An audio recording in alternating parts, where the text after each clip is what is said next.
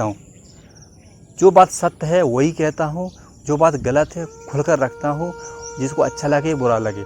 जिसको मैं समर्थन करता हूँ खुल के अपनी पोस्टें रखता हूँ, खुल के उन पर वीडियो बनाता हूँ। डर भय का कोई काम नहीं है। जो व्यक्ति डर गया या लोभ लालच में या फिर किसी भी बुराई का अगर विरोध नहीं कर पा रहा है, किसी स्वार्थवश या अपनी छवि खराब ना हो जाए या फिर कहीं लोगों से हमारी निंदा ना हो जाए या फिर किसी से हमारे रिलेशन ख़राब ना हो जाए, अगर आपके ऐसे भाव हैं तो आप मनुष्य हो ही नहीं, आप पशु हो मेरे हिसाब से। क्योंकि मनुष्य वही होता है जिसे अपने कर्तव्य का बोध होता है, और कर्तव्य का बोध उसी को होता है जो वास्तव में ज्ञानी होता है। और ज्ञानी वही होता है जिसके अंदर थोड़ा सा आध्यात्मिक थोड़ी सी भक्ति हो, और जिसके अंदर भक्ति होती है उसी के अंदर ज्ञान और वैराग्य होता है। ये छोटा सा वीडियो है, सुनते रहना। लगता है कि जो हिंदू समाज में जो आज बंटवारे की बात चल रही है कि हम ओबीसी हैं, हम एसटी हैं, हम एससी हैं, हम जनरल हैं, भैया मुझे तो ऐसा लगता है कि सरकार की या तो कोई प्लानिंग है या किसी एक व्यक्ति की ऐसी सोच है जो ओबीसी को एक जाति के रूप में स्थापित करना चाहती है, जनरल को एक जाति के रूप में स्थापित करना चाहती है और एसटी को एक जाति के रूप में स्थापित करना चाहती है। अभी तक लोग धर्म पर उंगली उठाते आए हैं। मैं बता देता हूँ, हमारे किसी भी धर्म में ये नहीं लिखा है, एक टैग नहीं किया है कि ये शूद्र है और या फिर ये क्षत्रिय है, ये ब्राह्मण है या फिर ये वैश्य है। कहीं टैग नहीं है। हाँ, कर्मों के आधार पर उसमें लिखा हुआ है कि कर्मों के आधार पर हर व्यक्ति जन्म से ही शूद्र होता है। जो व्यक्ति जन्म लेता है भले वो ब्राह्मण ही क्यों ना हो, वो शूद्र ही होता है। ये हमारे शास्त्रों में लिखा हुआ है। जब वो बड़ा होता है, जब वो एक माहौल में ढलता है, उस माहौल को वो कैसे स्वीकार कर रहा है, उसकी सोच क्या है, उसको कैसा वातावरण मिल रहा है, उसको क्या ट्रेनिंग दी जा रही है, क्या प्रशिक्षण दिया जा रहा है, उसके आधार पर उसकी जाति तय होती है कर्म के आधार पर। या फिर अपने वोट बैंक के चक्कर में इस समाज को आपस में लड़ाकर स्वतः ही नष्ट करने जा रहे हैं। ऐसा मत करो भाई। आपको वोट चाहिए। आप देखो, सही नेता भैया वही होता है जो सभी को खुश रखता है, जो सभी के बारे में सोचता है। धर्म वही है जहाँ पर कोई किसी की चोरी ना करे, किसी की पराई वस्तु को अपने अधिकार में ना ले ले, उस पर धुआं ना जमाए, वही तो धर्म है। और इसका उल्टा कर दोगे तो वो अधर्म है। आप किसी को जबरदस्ती छीनते हो, किसी का अपहरण करते हो, किसी की चोरी करते हो या किसी की भावना को ठेस पहुंचाते हो, ये जो धर्म है।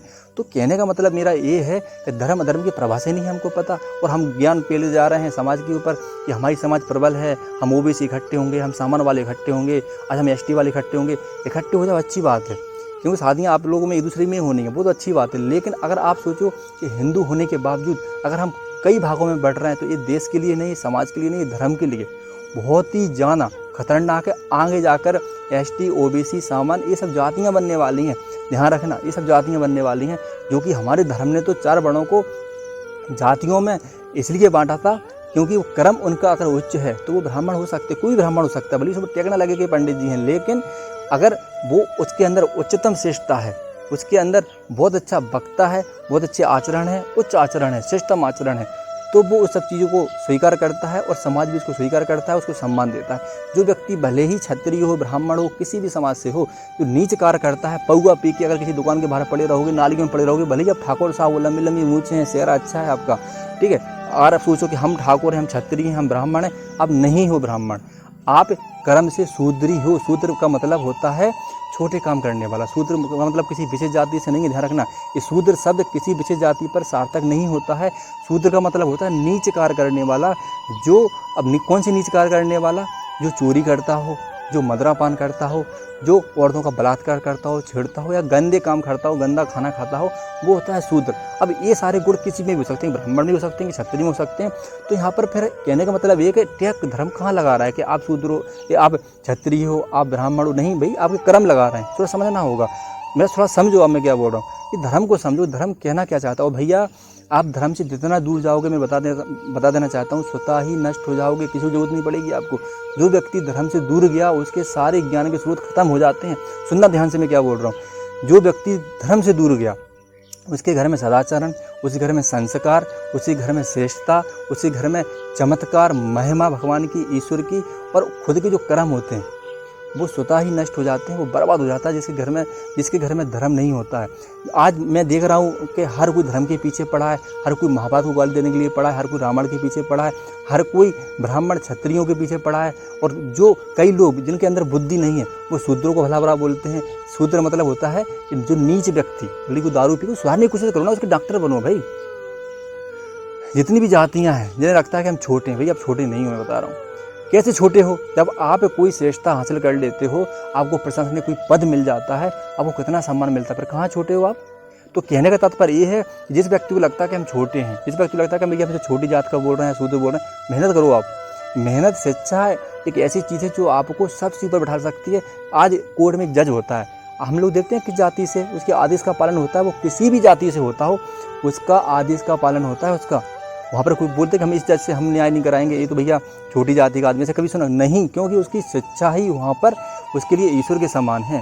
शिक्षा ही उसकी पहचान है, और वहाँ पर ओनली जज है, वो जज किस माध्यम से बना है? वो शिक्षा के माध्यम से बना है। तो कहने का मतलब ये है कि आप इन सब चीज़ों में ध्यान दो, हर धर्म को मत छोड़ो लेकिन, क्योंकि अगर अच्छी पढ़ाई करना है आपको, अच्छा माहौल चाहिए आपको, अगर सामंजस्य रखना है, घर में एकता रखना है, तो आपको धर्म लेना ही होगा, धर्म स्वीकार करना ही होगा। रामायण को हमें हमेशा अपने कर्मों में ढालना चाहिए, और महाभारत को हमेशा हमें चिंतन करना चाहिए, उसका अनुसरण करना चाहिए। लेकिन आज के साधु संत हैं कई, महाभारत की जो रासलीला होती है कृष्ण भगवान की, वो अपने जीवन में उतार लेते हैं, जो कि गलत है। हमारे जो भागवत पुराण है, भागवत पुराण में यही कहा गया है कि रामायण को, यानी कि राम को अपने जीवन में उतारो, राम जैसे बनो आप, लेकिन श्री कृष्ण जैसे बनने की कोशिश ना करो, क्योंकि वो ईश्वर थे, उनकी महिमा थी, वो लीला थी, वो आप करोगे जगह जगह पिटोगे। क्यों? क्योंकि वो कूटनीतिज्ञ थे, वो हर प्रकार से टेढ़ी उंगली भी करते थे, सीधी करते थे, तो उन्होंने अपने अनुसार लीलाएं रची, बिल्कुल विपरीत, राम के विपरीत। वो 16 कलाओं से निपुण थे और राम 12 कलाओं से निपुण थे, इसका समझना होगा थोड़ा सा हमें। तो ये सब चीज़ें समझने के लिए मैं थोड़ा धर्म में जाना पड़ेगा। वीडियो लंबा हो रहा है इसलिए मैं ज़्यादा नहीं बनाऊंगा। अगला वीडियो अगर आप चाहो इस पर मैं बहुत अच्छा बना सकता हूँ धर्म के ऊपर। और मैं सभी से रिक्वेस्ट करूँगा, जातियों के नाम पर मत बटो, आपकी एक ही पहचान, आप हिंदू हो, सनातन हो, आपको गर्व होगा अब उस धर्म से हो जो अनादिकाल से है, जिसका कोई इतिहास नहीं कि लिखा किसने शास्त्र लिखे, किसने पैदा किया। इसका मतलब है ईश्वर ने ही स्वतः ही इस धर्म को पैदा किया है, ईश्वर का ही मैनुअल है, इस पर हम लोग काम कर रहे हैं पूरी तरह से, ठीक है। तो ईश्वर का, सही लोग बोलते हैं कि वेद व्यास जी ने लिखा है या किसी भी ब्राह्मण ने लिखा है, ये बिल्कुल गलत है। वेद तो वेद व्यास जी ने भी नहीं लिखा है, मैं बता रहा हूँ, इसकी मैं गारंटी दे रहा हूँ, देख लेना।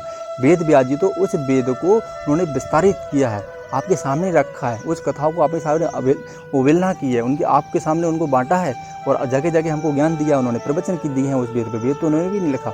इसलिए आज जितने भी जो बुकें हैं धर्मशास्त्र, उन पर हमें कभी संशय नहीं करना चाहिए, किसी का संदेह नहीं करना चाहिए, उनको हमें स्वीकार करना चाहिए, और साथ समेत हमें अपने कर्मों में उनको ढालना चाहिए। एक छोटा सा वीडियो था आप लोगों के लिए, वीडियो लंबा रहा इसलिए मैं कम ही बोल रहा हूँ, लेकिन हमें समझना होगा। और यहाँ पे भैया मैं फिर से बोल रहा हूँ, अगर यहाँ पे शूद्र शब्द का ये मतलब नहीं है मैं किसी भी जाति को यहाँ पर टारगेट कर रहा हूँ। शूद्र का मतलब होता है छोटा काम करने वाला, वो ब्राह्मण क्षत्रिय में भी हो सकता है शूद्र व्यक्ति, ठीक है। आज कोई शूद्र नहीं है, आज कोई ब्राह्मण नहीं है, सब अपने कर्मों के अनुसार अपनी पहचान बनाते हैं, अपना स्थान पाते हैं, सम्मान पाते हैं, अपनी प्रतिष्ठा पाते हैं, ठीक है। तो यहीं पे कह रहा हूँ, हाँ ये बात जरूर है कि ऐसे जो कंटिन्यू रेगुलर एक ही काम करते चले, उनके अंदर एक तत्व पैदा हो जाता है, जैसे हम लोग बोलते हैं ब्राह्मण तत्व, क्षत्रिय तत्व, ऐसे हम लोग बोलते हैं, तत्व जरूर पैदा होता है, क्योंकि वो कंटिन्यू पीढ़ी दर पीढ़ी वो अभ्यास होता रहता है, तो उनके अंदर एक वो चीज़ स्थायी हो जाती है, तो उसकी उनकी पहचान बन जाती है। तो जो अपने संस्कारों पर चलता है, अपने आचरण पर चलता है, अपने पूर्वजों को याद रखता है, अपने इतिहास याद रखता है, अपने धर्म का अनुसरण करता है, उसके अंदर तत्व पैदा हो जाता है। जैसे हम लोग बोलते हैं कई शब्द हैं तो तत्व लगा देते हैं लास्ट में, है ना। तो वो चीज़ें उस पर मैं जब अगला वीडियो बनाऊंगा आप लोगों के लिए। ये वीडियो कैसा लगा कमेंट जरूर करना, आपको क्या